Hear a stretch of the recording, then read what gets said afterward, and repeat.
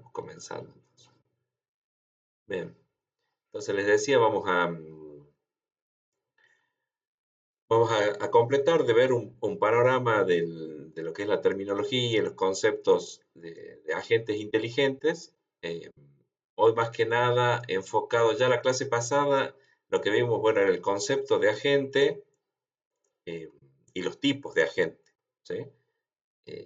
Eso es lo que vimos la clase pasada y hoy vamos a ver las características de los agentes. Algo hablábamos la clase pasada, por ejemplo, autonomía y adaptabilidad y racionalidad. Creo que fueron las tres que llegamos a plantear.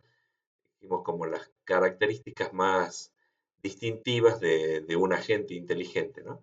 Bueno, hoy vamos a completar ese listado de capacidades, de habilidades que debe contar un agente inteligente. Por supuesto que no es que todos los agentes tengan que tener todas esas capacidades, pero sí identificar algunas de ellas, ¿no? Y principalmente las tres que habíamos hablado, la de autonomía, adaptabilidad y racionalidad, ¿sí? Así que bueno, de eso trata, ¿no?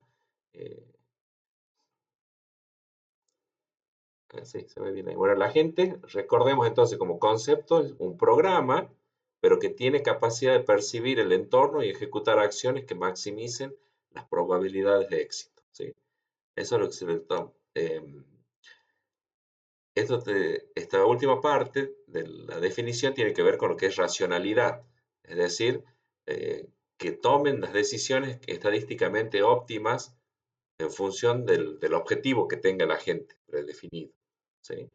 Eh, Eso, tomar las decisiones que tengan más probabilidad de éxito o que lo acerquen más a su objetivo. Eso sería la medida de la racionalidad con la que estaría funcionando el agente, ¿sí? Entonces, bueno, el agente se compone de tres elementos, ¿sí? Los sensores, los actuadores. Los sensores son le llamemos, hablando en informática de hace muchos años, los dispositivos de entrada, ¿sí? Los periféricos de entrada, decimos. Bueno, los periféricos de entrada, los dispositivos de entrada serían los sensores, que hoy en día pueden ser tanto físicos, ser reales, como hablábamos también lógicos, ¿no? Una API, un web service, también son sensores, o sea, le permiten recibir datos de entrada a un programa.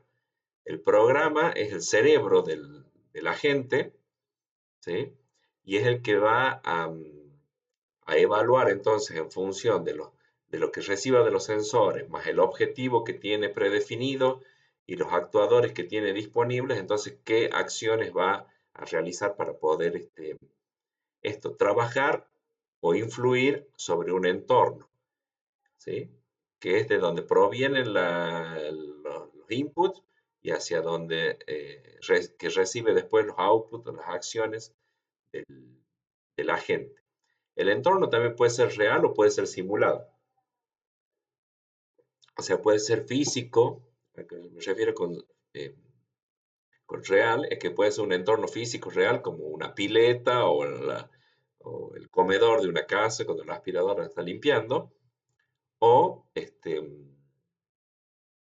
o puede ser totalmente virtual, digamos, como una página web, un sistema de recomendación, un bot de trading, esto para hacer compra-venta de criptomonedas, por ejemplo, ¿sí?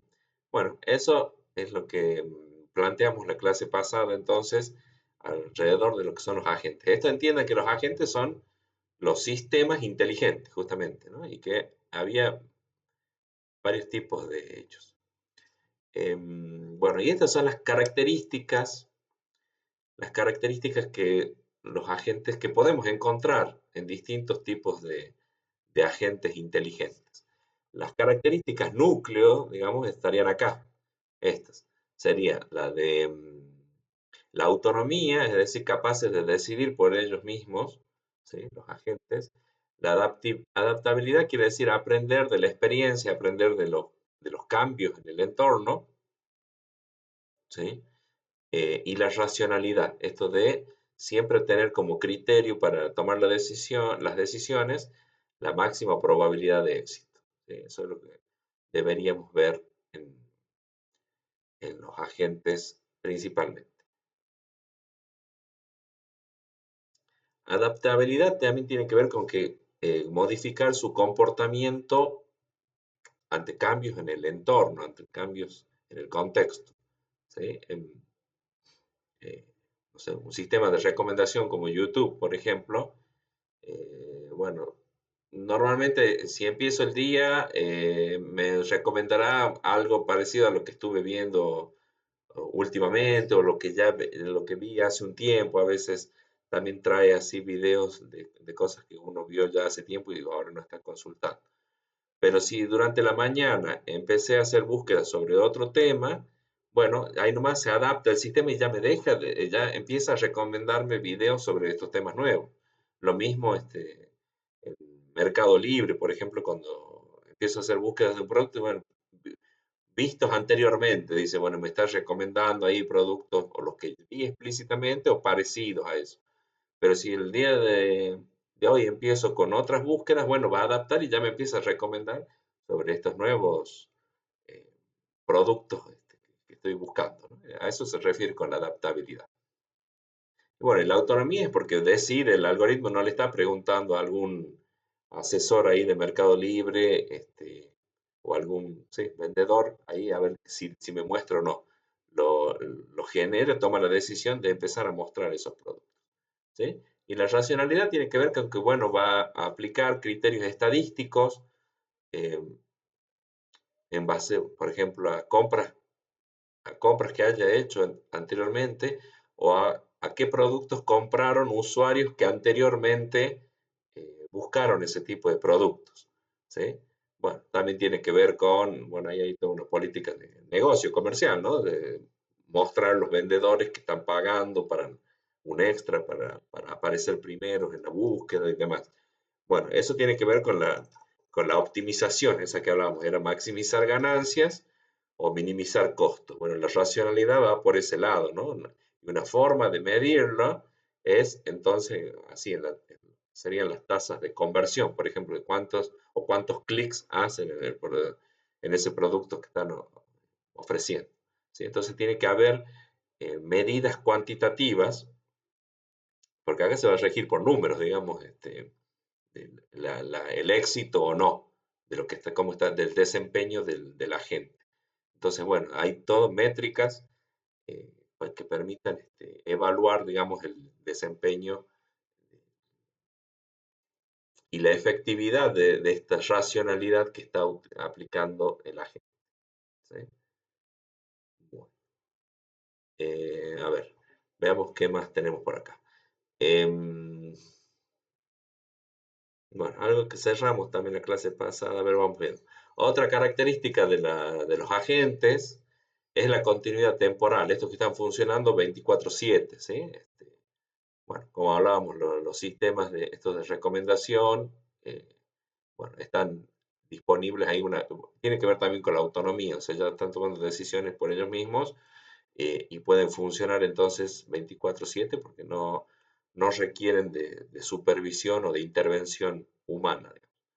La benevolencia tiene que ver con que los agentes tienen que estar planteados para colaborar entre ellos. Esto que hablábamos al final de la clase pasada, es decir, bueno, ahora tenemos que ir a una, a una internet que sea como robot friendly, decía yo, bueno, tiene que ser amigable para los agentes, ¿sí?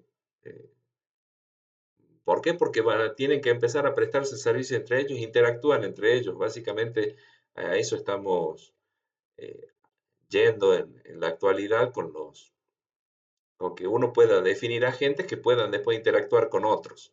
¿Sí? Así que, bueno, también tengan previsto eso. Cuando haya que desarrollar sistemas, bueno, que tengan web service, que tengan las APIs para que cumplan por ahí con el protocolo de MPC, para que puedan interactuar agentes, ¿no? Hoy el desarrollo de sistemas va por ese lado. Lo que antes eran sí, simplemente APIs o web service, ahora va a evolucionar a que directamente agentes intercambien información entre ellos, ¿no? Entonces, bueno, un agente tiene que ser benevolente, o sea, estar predispuesto a colaborar con otros. La veracidad, bueno, es otra de las características. Esto tiene que ver em, con que bueno, la información que se intercambien entre agentes va a ser como, tiene que regirse por ese principio de no repudio, es decir, lo que un agente recibe como información de otro, bueno, lo asume como válido, ¿sí? Como veraz, ¿sí? O sea que van a intercambiar información veraz.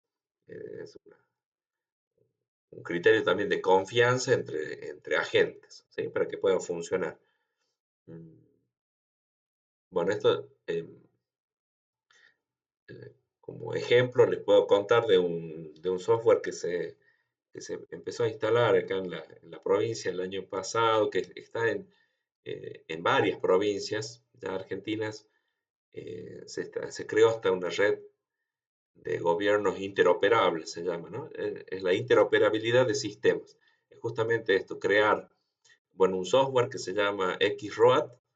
Es un software que viene de Estonia.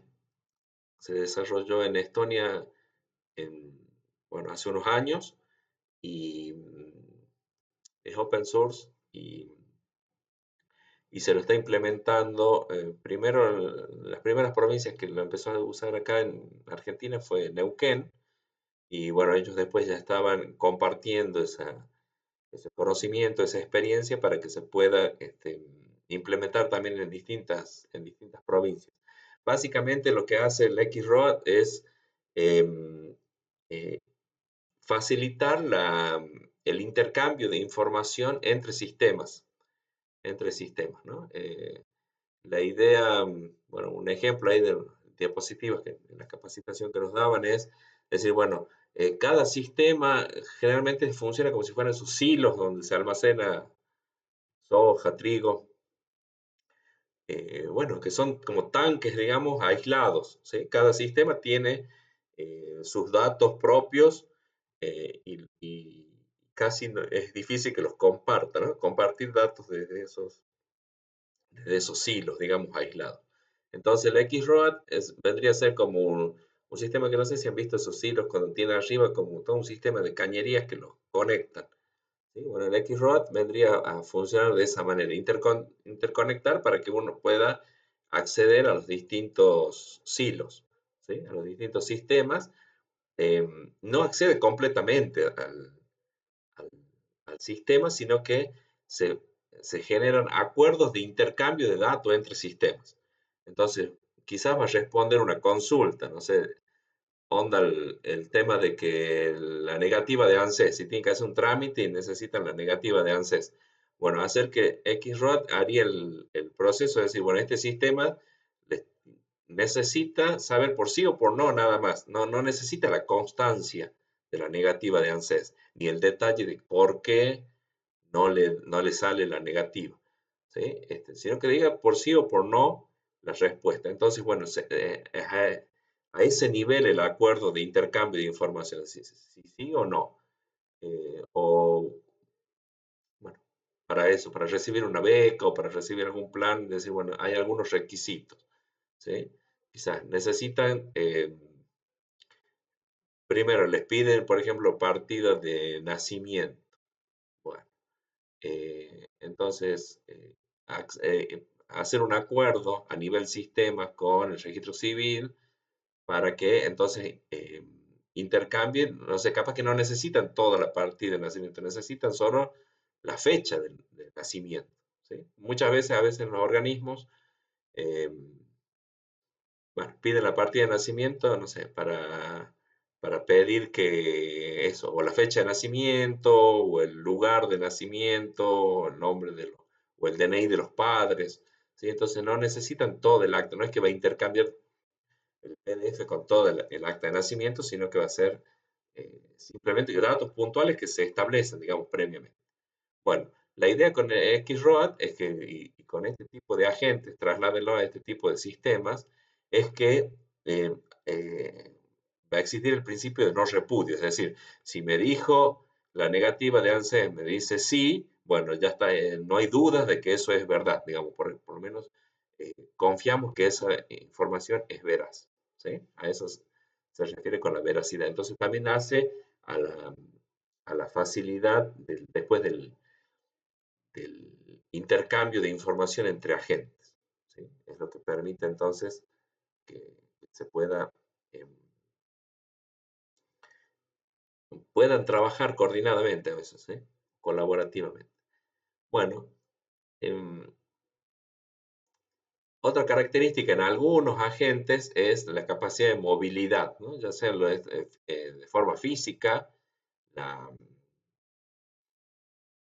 de nuevo, los distintos tipos de electrodomésticos ahora que se pueden desplazar, eh, eso, como decíamos, dentro de una casa o una pileta, o lo que les comentaba que vi ahora cortadoras de césped también así inteligentes, ¿sí? Se pueden desplazar en el mundo físico o pueden estar disponibles también en distinto o de manera ubicua, digamos, en cualquier lugar del mundo a través de la red. O sea, todos los agentes que funcionan en la nube, bueno, uno los puede acceder en cualquier momento y en cualquier lugar, ¿sí? A través de diferentes dispositivos también.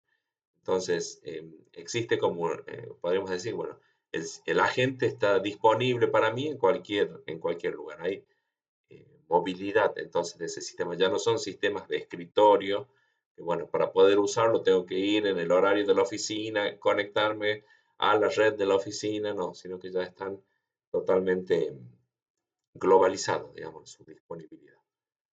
Mm, a ver qué más. Bueno, hablábamos de la sociabilidad.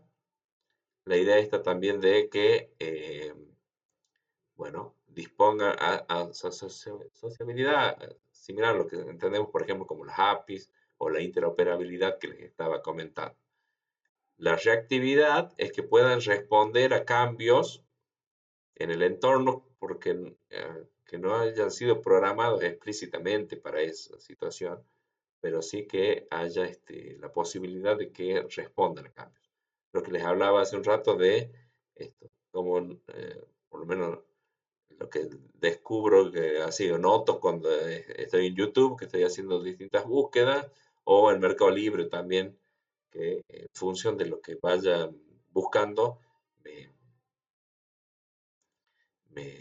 bueno, me sugiere productos relacionados a eso. Entonces, no es que tiene una regla o una página estática que para todos los usuarios sea la misma página, ¿no? Sino que se personaliza, digamos, se personaliza. Y bueno, y la proactividad es esto que va a tener iniciativa de empezar a, a funcionar, a tratar de cumplir su objetivo sin necesidad de que alguien le indique en qué momento tiene que hacerlo, ¿sí? Eh, no sé, bueno, una aspiradora podemos pensar que no es que va a estar programada para que recién a las 8 de la mañana empiece a funcionar, sino que capaz que tiene una cámara y cuando detecta que cayó algo al suelo, o ya empiece, vaya y se desplace y lo limpie, ¿sí? Eh, en los sistemas de recomendación también, ya de entrada algo nos recomienda. Igual las redes sociales, también uno entra a la aplicación de la red social y ya algo tenemos, no es que está esperando a que nosotros hagamos una búsqueda, ¿sí? Para recién empezar a darnos una respuesta, ¿no? Ya algo ya seleccionó algo que supone que bueno, nos va a resultar interesante. Así que bueno, ahí se puede observar la proactividad, ¿sí? Notar que no es como un sistema, como una planilla de cálculo, que hasta que yo no le ponga unos números, una fórmula, no va a hacer nada la planilla, ¿sí? Esa es la característica, o se ha referido a esto de la proactividad.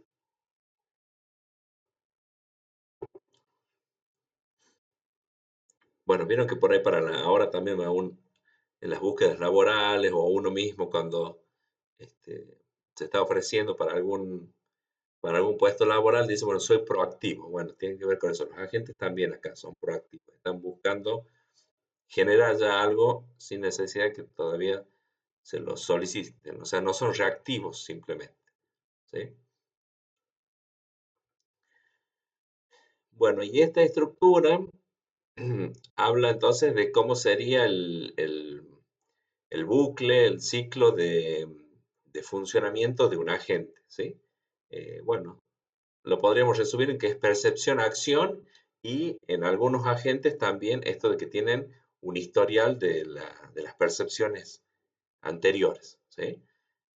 Pero básicamente entonces un agente se desenvuelve en un entorno, capta información de ese entorno a través de los sensores, eh, eso es evaluado por el programa de la gente y después entonces decide eh, acciones que van a ser implementadas por actuadores.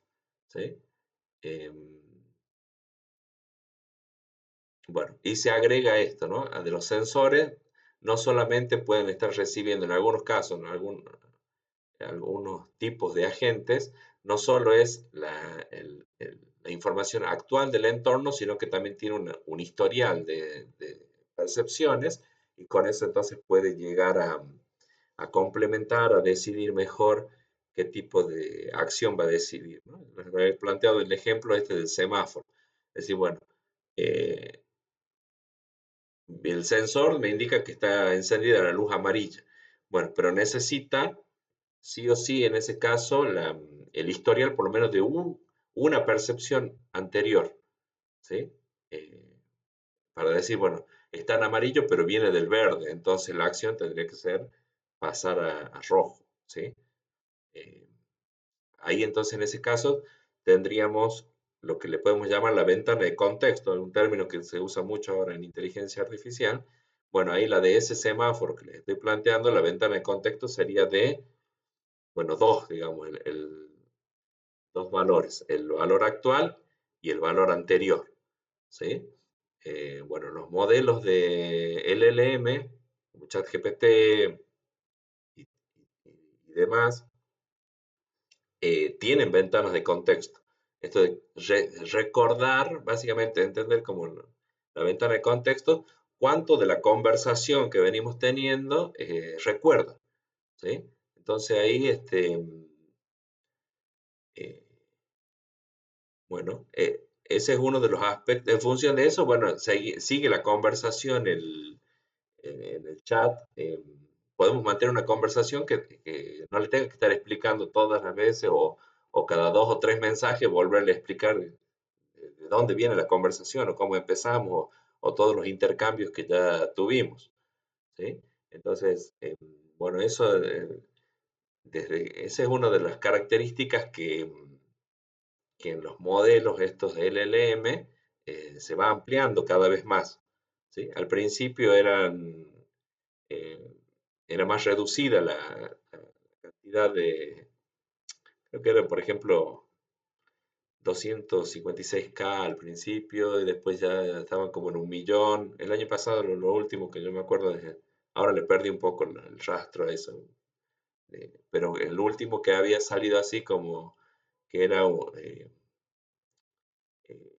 un salto importante era Gemini, que ya tenía un mega, digamos, un mega de ventana de contexto. Se recordaba lo que, un mega de datos que hayamos intercambiado. Entonces, ¿eso qué permitió? Y bueno, que ya le podíamos subir un PDF y entonces ya se acordaba del PDF, ya lo tenía analizado y lo tenía en cuenta para la conversación y ya le podíamos pedir entonces que nos haga un resumen del PDF porque pues ya lo tenía todo completo, ¿sí? Lo recordaba completo. Bueno, esa es la ventana de contexto, ¿sí? Eh, bueno, las personas también tenemos así ventanas de contexto, a veces nos acordamos. Yo reconozco que tengo una ventana de contexto bastante acotada, ¿no? Muchas veces me olvido de cosas, ya, si ya pasó hace un mes, 2 meses, hay cosas que no, ya no las recuerdo. Entonces, mi ventana de contexto seguramente es más acotada que la de otra persona. Em, bueno, este sería entonces un esquema que resume bastante bien cómo, cómo es el funcionamiento y y la estructura de un agente, ¿sí? Otro ejemplo fue el de la clase pasada, lo que vemos de la aspiradora, es decir, bueno, tenía que recordar de qué habitación venía, por ejemplo, para no volver, de las acciones que hacía, no volver a repetir la acción anterior, o sea, de qué en qué habitación está y de cuál venía, para no entrar en un bucle de ida y vuelta, digamos, sin sentido, ¿sí? Entonces, cada agente va a requerir una ventana de contexto diferente, dada dadas las necesidades o las restricciones que se tengan, ¿no?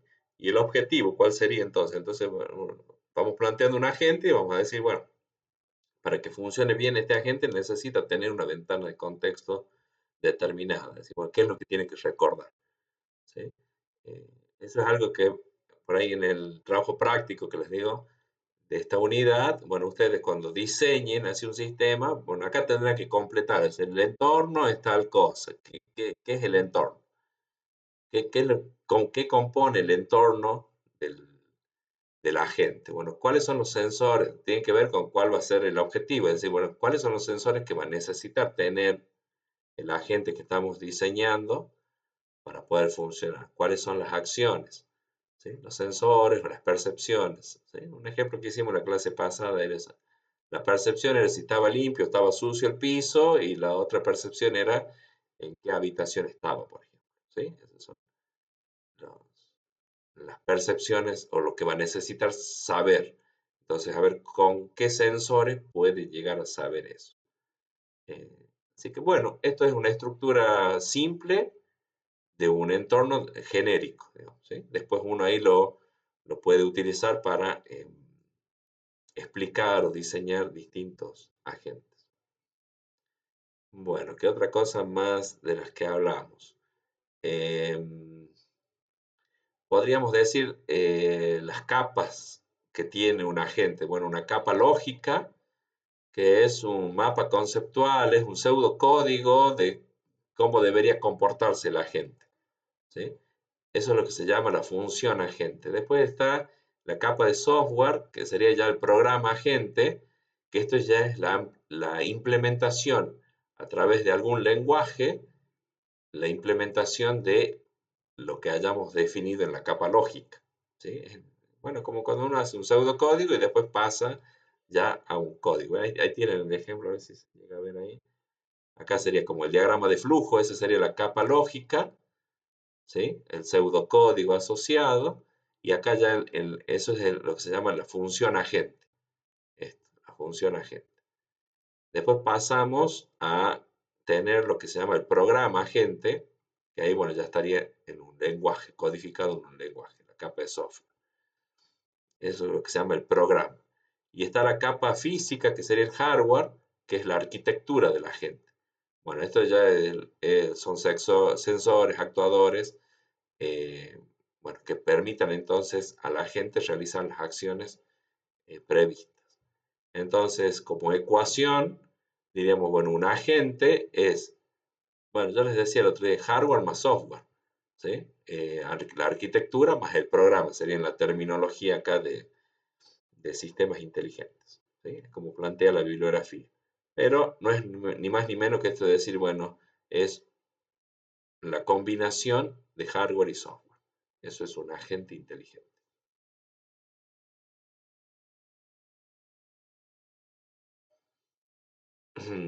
Bueno, esto también lo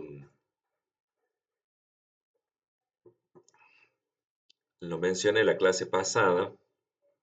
Bueno, es un enfoque, cómo fue cambiando, digamos, el enfoque de la inteligencia artificial para crear agentes inteligentes, ¿sí? Bueno, hasta hace unos años, yo diría, sí, como 25 años, un poquito más, el enfoque era este, el de almacenar todas las combinaciones que se podían dar, almacenarlas así en tablas, ¿sí? El ejemplo bueno, que se hizo mundialmente famoso fue cuando una máquina hecha por IBM, un agente, llamemos, que se llamaba Deep Blue. Bueno, le enseñaron a jugar el ajedrez y le ganó al campeón mundial de ajedrez de ese momento, que era Kasparov. Bueno, eso fue noticia, salió en todos los noticieros, todos los diarios. Veíamos el video de cómo se levantaba enojado Kasparov porque había perdido contra una máquina, digamos, ¿no? Y esa era la primera vez que una computadora le ganaba a un campeón mundial de ajedrez. Eh, bueno, el hecho es que Deep Blue funcionaba con este enfoque obsoleto ya a día de hoy, eh, de que, bueno, en realidad todas las combinaciones se almacenaban, combinaciones de jugadas, digo, de ajedrez, se almacenaban en tablas. Y después, bueno, Deep Blue lo que había hecho era eficiente en hacer una búsqueda de las mejores combinaciones para cada configuración del tablero. O sea, era rápida haciendo la búsqueda, pero básicamente tenía almacenados la gran mayoría de estas. Es 35 a las 100 combinaciones que se pueden dar en el ajedrez. Y bueno, por supuesto que era un caso grande, extremo en cuanto a la capacidad de combinaciones, y era un desafío técnico más que nada, bueno, y lógico también, del algoritmo de búsqueda, y después de computacionalmente, pero para que dé respuestas en tiempo razonable, porque tenía que ir jugando al, al ajedrez ahí en tiempo real con el campeón mundial. ¿Sí? No me acuerdo cómo son las reglas del ajedrez, pero creo que hay una que es así, 30 segundos creo que tenés como para hacer tu jugada. Eh, no sé bien cuáles fueron las reglas con las que jugar. Pero bueno, Deep Blue entonces, al día de hoy, si vemos inteligente, era inteligente, no sé, era inteligente para, sí, la heurística para hacer la búsqueda, y rápida después para ejecutarla la búsqueda, ¿no? Ya tenés una estrategia de búsqueda, eso sería la heurística, la estrategia con la cual voy a buscar en esa maraña de combinaciones, y después, em, bueno, ejecutar esa búsqueda. No sé, se me ocurre así como ejemplo de que ustedes ya han visto lo que son los algoritmos de ordenamiento, por ejemplo, ¿sí? El de la burbuja, bueno, ahí se acordarán mejor ustedes que yo, pero uno es ir ordenando desde el primero, de manera como secuencial, ¿no? Voy ordenando desde el primero, voy trayendo el menor valor y lo pongo en el primer lugar, y después vuelvo a empezar la búsqueda. Después había otro que era el de que ibas dividiendo por la mitad, ¿sí? Bueno, esas son heurísticas, digamos, son estrategias de cómo voy a hacer el ordenamiento, ¿sí? Bueno, acá la idea sería, bueno, cómo voy a buscar la combinación, o sea, la mejor siguiente jugada, ¿sí? O una buena, por ahí no se puede llegar a decir, bueno, encontré la mejor jugada por una restricción de tiempo, pero bueno, ya buscamos una buena jugada para responder al otro jugador, ¿sí? Bueno, ese era el enfoque hasta hace, sí, 30 años seguramente, de lo que era la inteligencia artificial, ¿sí? Pero bueno, esto tenía varios problemas. Por ejemplo, se volvía inmanejable computacionalmente, o necesitaba grandes equipos con muchas capacidades, equipos costosos, para poder llevar a cabo los cómputos, ¿sí? O sea, olvídense de que esto puede estar disponible en un celular o en una computadora de escritorio este, normal, ¿sí? Bueno, era muy difícil de actualizar, porque un pequeño cambio en las tablas podía llevar una cascada, digamos, de modificaciones. O sea, no servía mucho o sea, no tenía mucha adaptabilidad. Si cambiaba el contexto y no estaba en su base de conocimiento, bueno, era muy difícil para la gente adaptarse y responder, prácticamente imposible, porque no lo tenía entre sus posibilidades a lo que se podía estar planteando. O sea que era más bien para problemas donde ya bueno, se podía modelar todas las combinaciones que se podían dar, ¿sí? Imagínense que eso para ahora un sistema de un vehículo de conducción autónoma no sirve, porque bueno, no podemos modelar todos los componentes o los incidentes que pueden llegar a pasar con un auto desplazándose en una calle, en una ciudad. ¿Sí?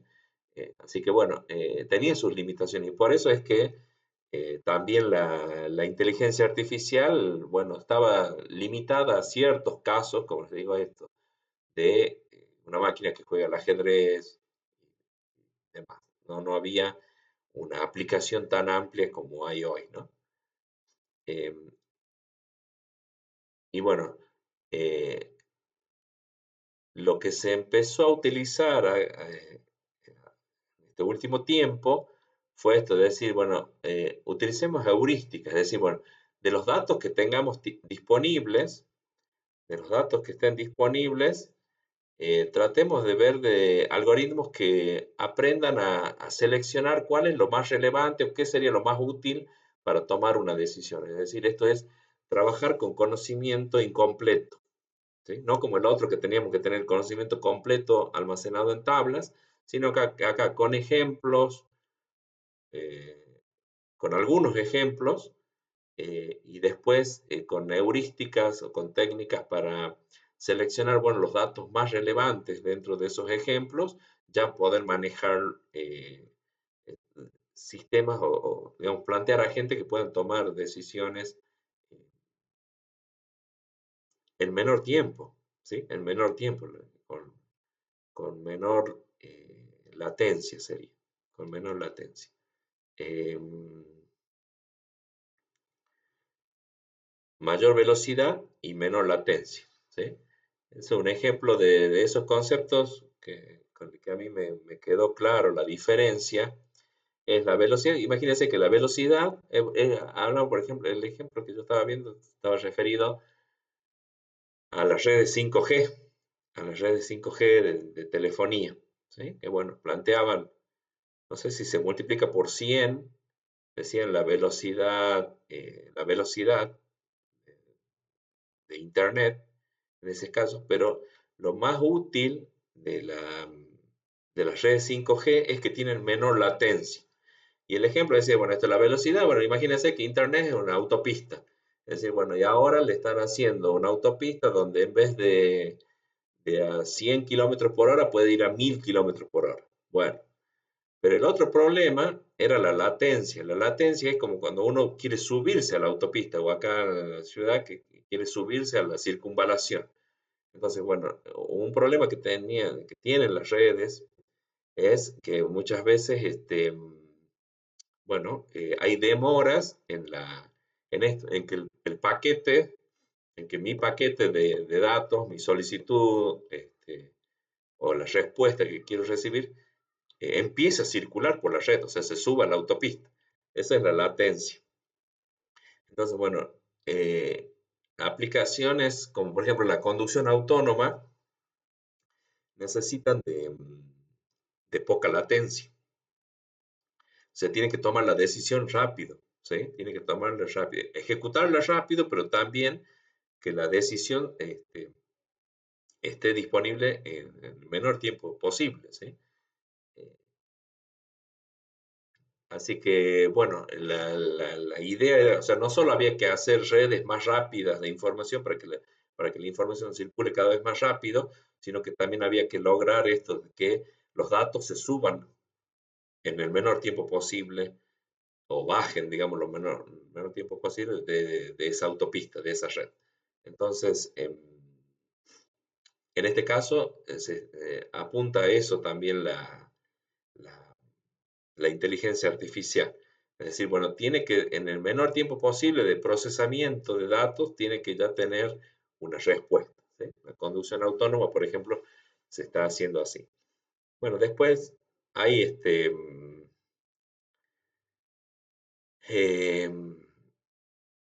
hay estrategias para eso también, ¿no? O sea, que no todo eh, esté en la nube, digamos, no es que todo el procesamiento se tenga que hacer en la nube, en lo que sería el cloud computing, sino que también se habla del edge computing. Es como hay un intermedio, ¿sí? O que se haga directamente parte del procesamiento se hace en el dispositivo local y después lo mínimo se puede llegar a solicitar a través de la nube. Entonces eso también acorta los tiempos esto de comunicación o de intercambio de datos, ¿sí? Entonces, por eso hay algunos agentes que ustedes van a tener que plantearse, bueno, o va a funcionar todo en la nube y todo el intercambio, o sea que lo único que tendríamos como dispositivos bobos, digamos, a nuestro computador o celular y todo el procesamiento se haga en la nube, o que parte del procesamiento se haga en dispositivos locales, ¿sí? Eso sería la diferencia entre cloud computing y edge computing. Bueno, todo eso hay que tener en cuenta ahora también cuando uno plantea este tipo de agentes, porque, como les digo, muchas veces el tiempo es bastante, un limitante bastante importante, ¿sí? Un ejemplo de lo que salió ahora, no los vi los videos nomás que promocionaban, pero Apple creo que el año pasado o a principio de este año presentó los AirPods, pero que hacen traducción en tiempo real, o sea, lo que la otra persona está hablando, a vos te sale en el acto, el lenguaje que elijas por los auriculares, ¿sí? Bueno, ahí hay que ver entonces que eso no es, que ahí tiene que haber un procesamiento seguramente más bien local, porque tiene que ser para que la conversación sea ágil. No puede ser que yo esté esperando 5 segundos hasta que se sube el audio de lo que dijo la otra persona, los servidores de Apple lo procesen y me envíen a mí al auricular la palabra traducida, digamos, ¿no? Entonces, fíjense cómo entonces estas aplicaciones de inteligencia artificial, el tiempo eh, es importante, ¿no? El tiempo de respuesta. Entonces, bueno, hay que plantear, a ver, bueno, capaz que eso no tiene que estar basado 100% en cloud computing, sino que tendrá que ser algo ahí en el límite. El edge computing sería como en la frontera, un poco en mi equipo, un poco en la nube, ¿no? Por eso muchas veces instalamos alguna aplicación que ya algo de procesamiento hace eh, eh, localmente, lo hace localmente. Bien, bueno, estar muy callados hoy, pero ya saben que lo que quieran comentar o lo que quieran preguntar, eh, tienen ahí disponible, abren el micrófono y me dicen, ¿no? Bueno, entonces ese es el enfoque ahora, trabajar con pocos datos, pero útiles, datos útiles, ¿sí? No todos los datos. A ver, vamos acá. Entonces hay reglas prácticas y hay aprendizaje, o sea que se selecciona una muestra de datos incompleta para encontrar la acción óptima en tiempo real. Entonces, la máxima racionalidad con la mínima latencia, es lo que les explicaba hace rato, ¿sí? Bueno, tomar las mejores decisiones en el menor tiempo posible, ¿sí? A eso va la inteligencia artificial hoy y como les digo, está basada en datos, en ejemplos, que es un poco el tema de, no es un poco, es el tema que vamos a ver en esta clase compartida con la gente de Colombia el miércoles que viene, ¿no? Los sistemas que aprenden. Cómo entonces analizan datos y ya trabajan con un modelo y con ese modelo ya determinan respuestas. Ya no están analizando toda la base de datos cada vez que se hace una consulta, ¿no? Ya tienen un modelo matemático que permite entonces tomar la decisión ya sin mirar, digamos, la base de conocimiento. Entonces, estos son modelos que son entrenados previamente. Por ejemplo, ChatGPT es eso, ¿no? Eh, es preentrenado.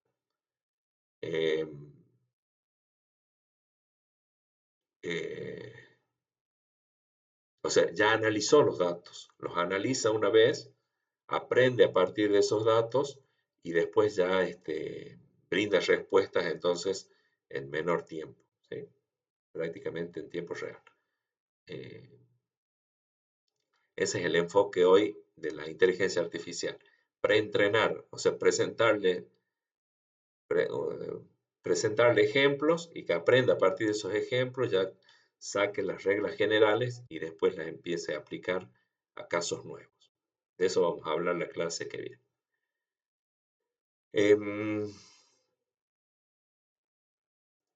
Bueno, acá pasamos a hablar de los entornos, porque un agente se desenvuelve en un entorno.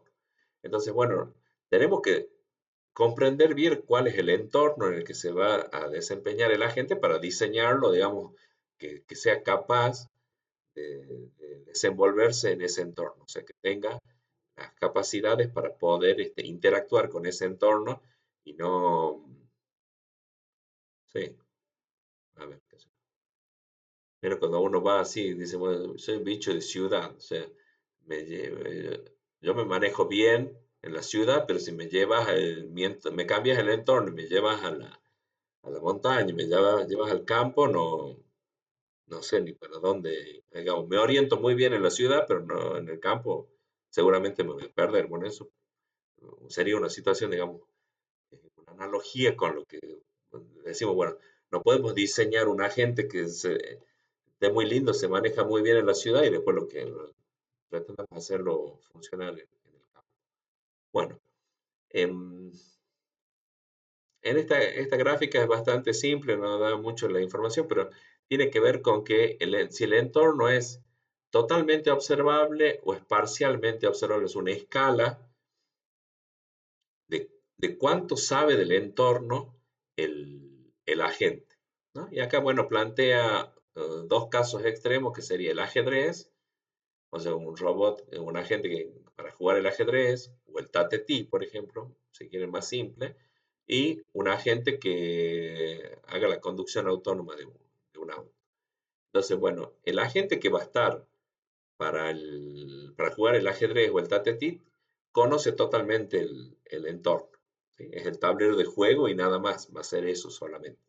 Y en cambio, un vehículo, el entorno es parcialmente observable. Va viendo de la ciudad en la que se va a manejar, bueno, va viendo la calle por la que va y a lo sumo algo del cruce de la esquina siguiente.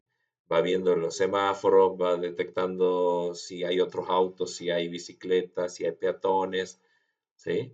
Si está el cordón de la vereda, si está pintada la línea del carril, eso es lo que va viendo el auto. Pero no es toda la ciudad, digamos, que está viendo. Está viendo en esa parte nada más del, del trayecto, ¿sí? La previsibilidad tiene que ver con esto, si el entorno es determinista o es estocástico.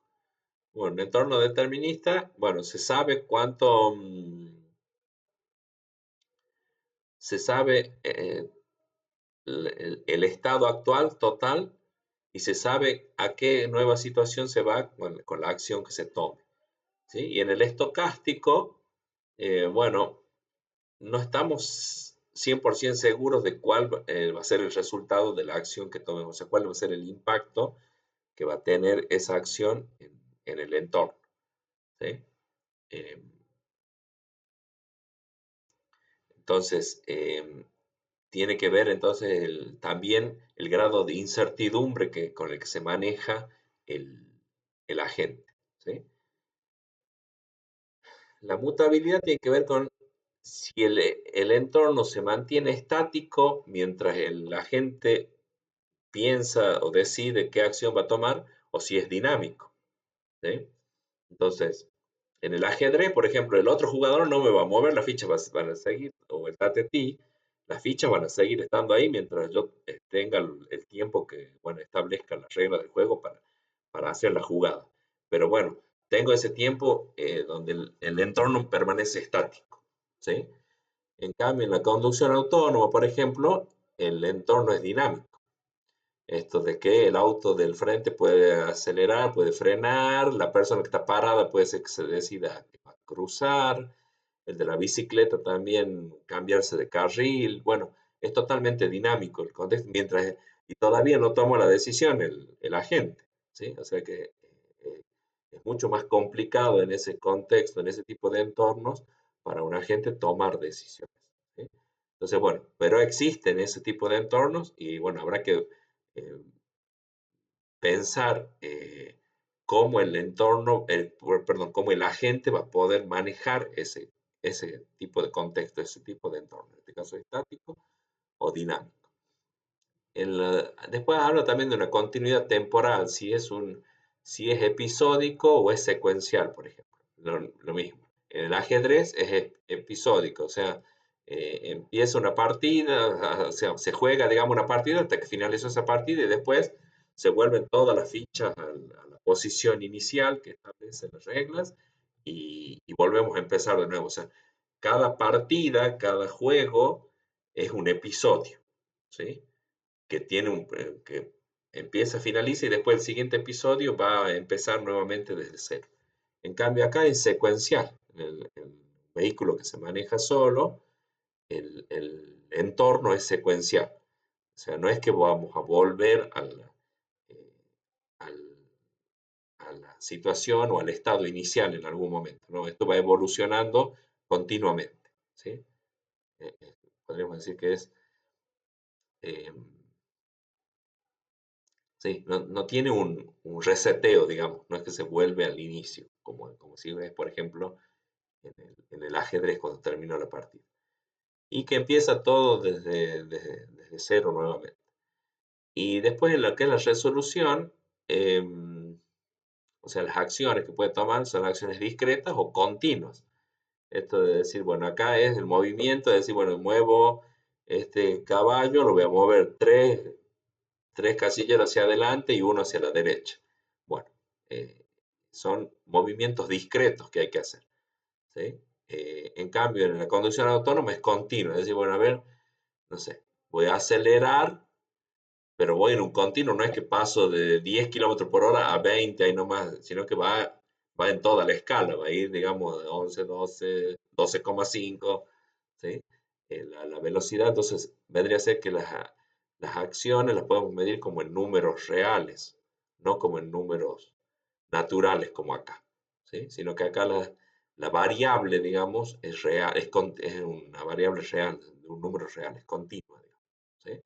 Así que bueno, eso también hace que, bueno, los actuadores que tenga que tener el- el agente, van a tener que decir, bueno, a ver, ¿hace movimientos discretos o hace movimientos continuos? ¿Sí? Un brazo robótico, una aspiradora, cuántos ángulos, o sea, qué medida del ángulo va a girar, todo eso es continuo. ¿Sí? Em, bueno, no sé si se llegó a entender eso. Después acá, a ver, creo que tengo, acá hay otro material.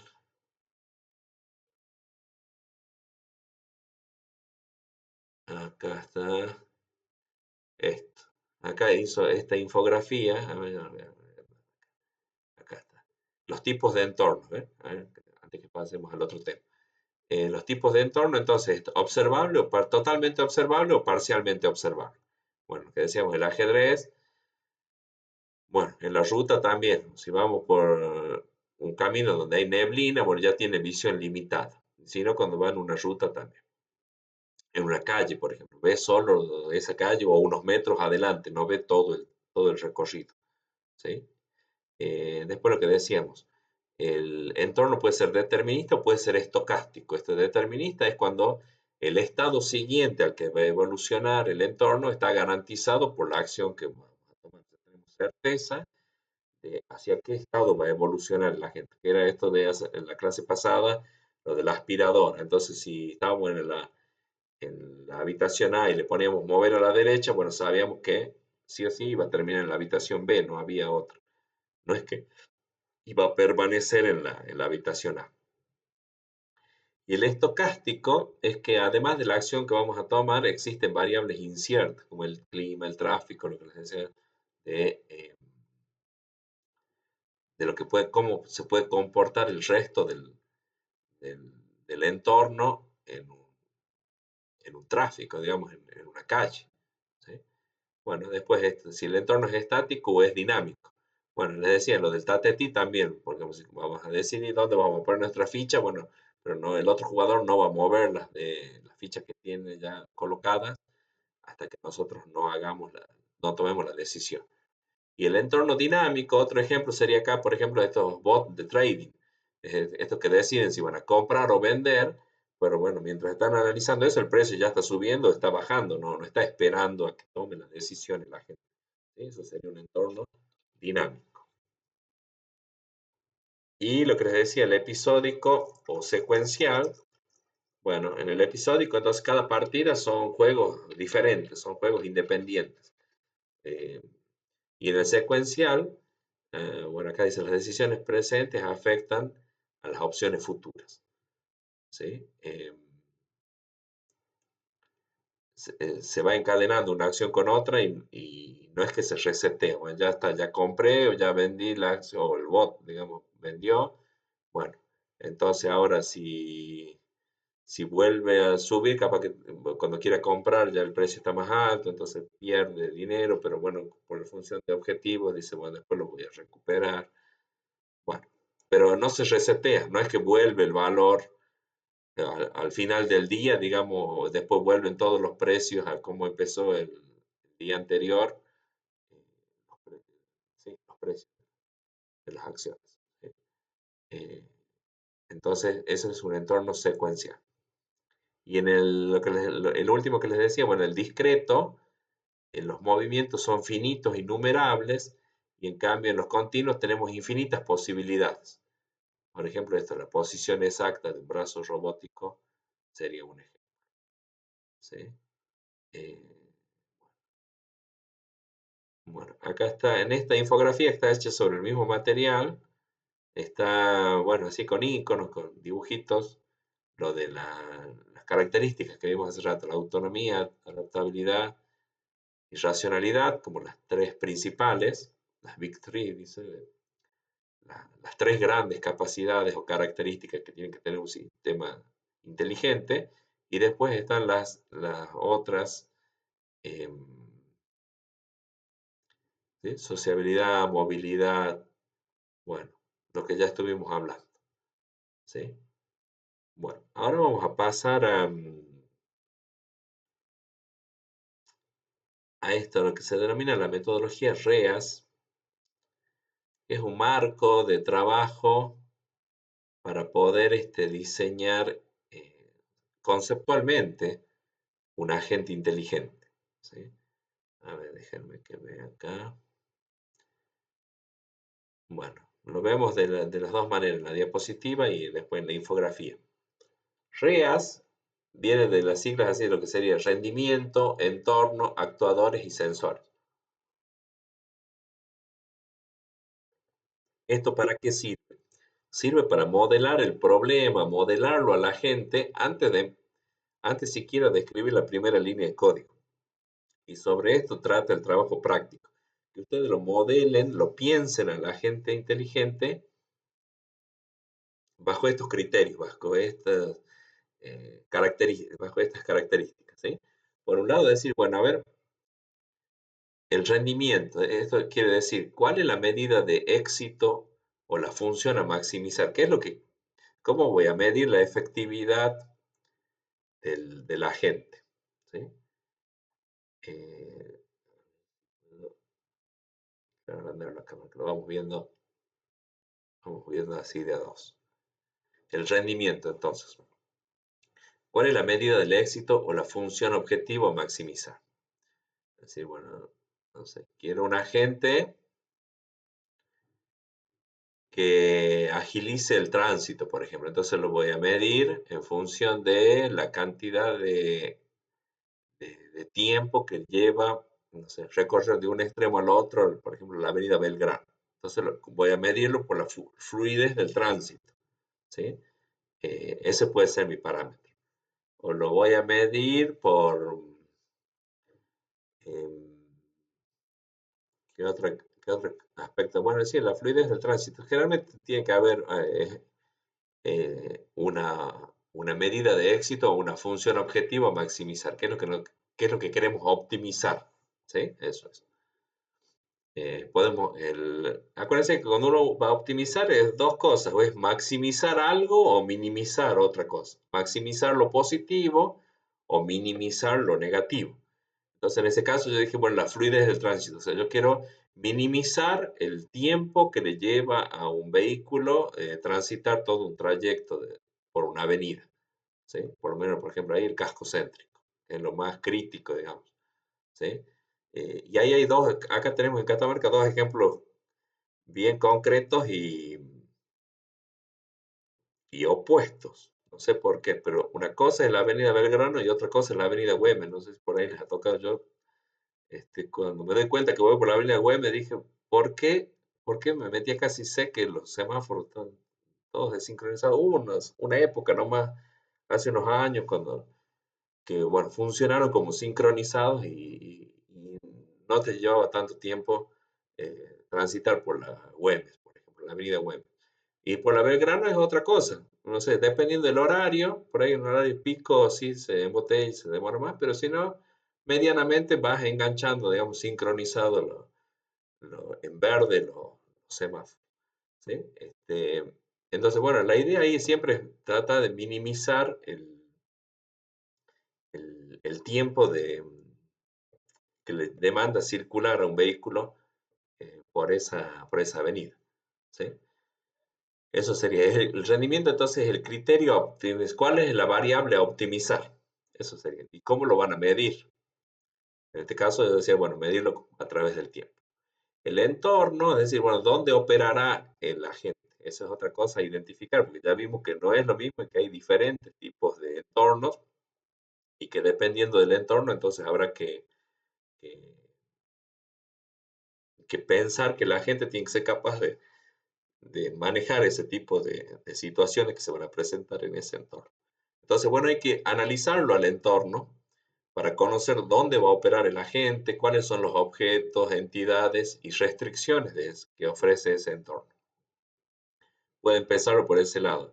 ¿Es estático o es dinámico? O sea, si cambia o no cambia mientras el agente decide la acción, si es estocástico o es determinista. Bueno, lo que hablábamos recién, ¿sí? Si es totalmente observable o parcialmente observable, o sea, si va a tener que manejar incertidumbre o no, ¿sí? Si es episódico o es secuencial. Bueno, ese tipo de análisis hay que hacer, por ejemplo, bajo esos criterios, los tipos de entornos. Bueno, después necesitamos saber entonces qué sensores va a necesitar el agente, o sea, cómo va a percibir los datos del entorno. Esto lleva a pensar entonces qué dispositivos o flujos de datos capturan el estado actual del entorno. ¿Sí? Tendrán que pensar qué sensores va a necesitar. Necesito una cámara, necesito un parlante, necesito un sensor de luz, un sensor de orientación, de inclinación. ¿Sí? Bueno, los sensores que que sean necesarios. Y después entonces los actuadores. Cómo interactúan entonces los mecanismos físicos o virtuales para modificar o influir en el entorno, o sea, alterarlo para, para, para acercarlo más hacia la función objetivo que tiene la gente. De ahí entonces que viene esto de REAS, rendimiento, entorno, actuadores y sensores. A ver, acá hay unos ejemplos, como para que ustedes se guíen después para el trabajo práctico. Es decir, bueno, a ver, un ejemplo sería, decimos, bueno, un taxi autónomo, rendimiento. Bueno, que el viaje sea rápido, que sea seguro y que sea legal. El entorno van a ser las calles, los peatones y el resto del tráfico, digamos, autos, motos, bicicletas. Los actuadores, bueno, necesita un acelerador, un freno, un volante, lo básico, que son, no sé, bocinas, luces, ahí le podríamos agregar todo eso que necesita el, el, el taxi, por ejemplo, autónomo. Y los sensores serían, bueno, las cámaras, el GPS, el líder que es como un sonar, digamos, ¿sí? Para esto del tema de proximidad. Bueno, un sistema de recomendación como ser YouTube, Mercado Libre, Spotify o redes sociales. Bueno, el rendimiento, maximizar los clics y las ventas, por ejemplo, ¿sí? El entorno, bueno, si estamos hablando de Amazon, de Mercado Libre, por ejemplo, o Amazon, sería la plataforma e-commerce. Es el sistema web, digamos, con el que funciona, en el que funciona. Los actuadores, bueno, va a ser la interfaz gráfica, emails, te pueden mandar mensaje de texto, o sea, la interfaz de la plataforma, pueden ser emails, pueden ser mensajes al celular, publicidad en redes sociales. Porque por ahí uno hace una búsqueda de algo en Mercado Libre y después ya le empieza a aparecer eso en Facebook, en Instagram también.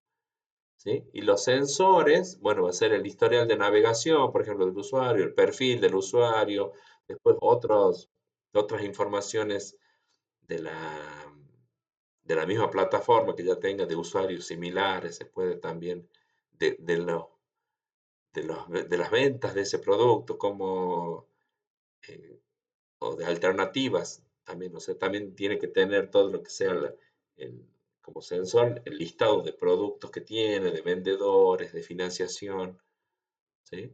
Todos esos son datos que necesita entonces el sistema de recomendación para en función de eso decidir qué va a mostrar. Y el bot de trading que les vengo hablando, eh, el rendimiento estaría medido por la rentabilidad de la inversión, o sea, cuánto dinero va ganando comparado, o sea, cuánto dinero tiene comparado con cuánto fue el capital inicial con el que empezó el trading. Entonces, es decir, bueno, cuanto más empieza con $100 y ahora tiene $120. Bueno, ahí la rentabilidad es de un 20%. Bueno, lo vamos a estar midiendo con ese parámetro, por ejemplo, ¿sí? Eh,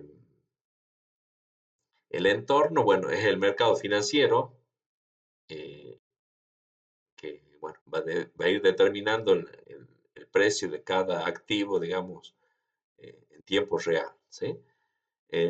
Las acciones, los actuadores, perdón, los actuadores son las órdenes de compra-venta que vaya a empezar a realizar el bot, ¿sí? Eh, si decide comprar, vender, qué cantidad decide comprar o vender, bueno, todo eso. Dónde decide comprar y dónde decide vender, toda la estrategia, digamos. Y los sensores, bueno, van a ser las API de los precios, las tendencias, o sea, también el historial del precio para saber, a ver, o sea, bueno, no alcanza solo con saber el precio actual, sino también saber si, bueno, ese precio viene, pero viene subiendo o viene bajando, o sea, todas las gráficas y todos los indicadores que existen para analizar eso, el precio de algún activo, ¿no? Ya sea una acción, una criptomoneda o demás. O sea, no es solo ver el precio de ese momento, sino también el historial. Entonces ahí tiene que tener como sensor, tiene que tener los datos, un historial, digamos, de los datos, ¿no? Anteriores. Bueno, eso en cuanto a la metodología REAS, que creo que acá ya terminamos. En acá está, bueno, rendimiento, entorno, actuadores y sensores. ¿Sí? Dice básicamente lo mismo, ¿eh? Rendimiento es la medida de éxito de la gente, el número no sé, ahí no escribe bien, seguridad en la conducción o pérdidas de ganancias. Algo generado, no sé qué escribió. Bueno, entorno. Representa todo lo externo a la gente con el que interactúa en las calles, un laberinto, una plataforma de trading. Actuadores, mecanismos para influir en el entorno, altavoces, micrófonos, dice, sistemas de orden de compra. Bien. Y sensores, dispositivos para percibir, uy, ¿cómo escribo percibir ahí? El estado actual, ¿sí? Eh, bueno, ahí estamos. Con lo que esa sería una forma estructurada de pensar el diseño de un agente inteligente, ¿sí? Este entorno REAS, esta metodología podríamos llamarle así. Y, esperen que está en otro. Bueno, y el último tema de esta unidad es lo de los sistemas multiagentes, que ya algo hablamos. Ahora no hay que pensar en agentes aislados, sino en múltiples agentes trabajando por un objetivo en común, ¿sí? Eh, bueno, yo tengo acá un ejemplito. De ahí saco la IA para mostrar. Estas son las diapositivas en base a las cuales les quería mostrar. Este es, este es un ejemplo de agentes inteligentes trabajando colaborativamente. ¿Sí? No, estos son robots, son reales, estos se venden, los usa, por ejemplo, Amazon los usa desde hace tiempo. Rowa se llama el robot, esos son Rowa. Em, no, ¿cómo es? Acá dice. No, Rowa son los de la farmacia, que están acá en la ciudad, la farmacia. Bueno, esos robots lo que hacen es van y traen así las estanterías completas para acercarlas hacia donde está el empleado que va a armar el que va a poner los productos en la caja para armar el pedido de lo que hayan solicitado por la página de Amazon. ¿Sí? Entonces estos robots están trabajando colaborativamente, digamos, uno dice, bueno, voy a andar a traer este, voy a andar a traer el otro, no se chocan, ¿sí? Em, esos son sistemas multiagentes, digamos, más de un agente trabajando coordinadamente. ¿Sí? Eso es lo que dice acá. Por eso dice acá en un almacén de Amazon evitan las colisiones, los agentes. Bueno, acá lo hizo el dibujito así, pero les quería mostrar el video de real cómo es que trabaja. Y después hay otros agentes que actúan por competencia o otros por negociación. Por ejemplo, el robot que se hace el Mundial de Fútbol de robots. Y bueno, ahí hay competencia, o sea, hay colaboración entre los robots de un mismo equipo, pero hay competencia contra los agentes del otro equipo, ¿sí? Y después hay agentes de negociación, también esto hace muchos años, no sé, 2008, 2009, tengo que haber hecho un curso sobre eso, sobre agentes inteligentes argumentativos, ¿sí? Hice en Mendoza ese curso. Bueno, era para que negocien. Cada uno argumentaba, justificaba, tenían una cuestión a resolver y bueno, empezaban a negociar. Cada uno daba sus argumentos, defendía una postura y después para llegar a acuerdos. ¿Sí? Eh, bueno, eso vamos a ir generando seguramente. Lo que dicen los videos que ahora no solo los informáticos, cualquier usuario, así como ahora estamos chateando con ChatGPT, ahora bueno, dentro de tiempos la vamos a tener más clara de cómo crear unos agentes que se encarguen que les decía yo en la clase pasada, eso de buscar hacer las compras en el supermercado. O sea, ya le damos el objetivo, que decir, bueno, quiero que te encargues de que no me falten estas cosas en mi casa, pero quiero que sea, bueno, con el menor costo posible, por ejemplo. ¿Sí? Entonces, vamos a dejar configurado ese agente que va a trabajar 24/7 en función de ese objetivo. ¿Sí? Bueno, ahí les estoy dando algunas ideas. De ahí pueden tomar ideas para responder lo que les plantean en el práctico. Em, a ver, veamos el práctico, ya con eso. Hasta ahí sería la unidad 2. Eh, les muestro acá el práctico. Ya con eso cerramos la clase de hoy. Esto, no sé, Daniela, si querés explicarles lo del práctico. ¿Está Daniela? Ahí está. Ah, está. Sí.